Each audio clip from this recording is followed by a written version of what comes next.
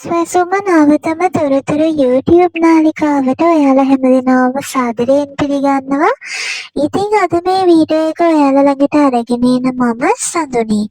අද වීඩියෝ එකෙන් කතා කරන්න බලාපොරොත්තු වෙන්නේ ආබාධිත ආධාර දීමනා සම්බන්ධවයි.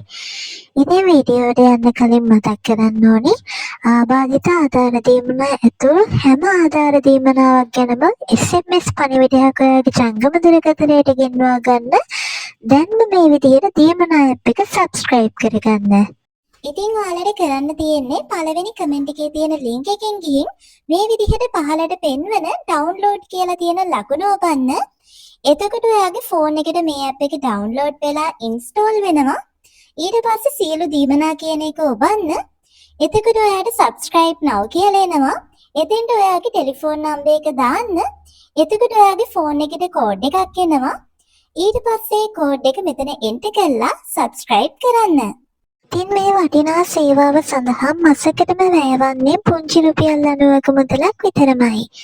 ඉතින් ගොඩක් අය අහපු කාරණාවක් තමයි ආබාධිත ආධාර දීමනාවේ සල්ලි ජූනි මාසයට අදාළව බැංකු ගිණුම් වලට වැටෙන්නේ කවදා වගේද කියන කාරණේ.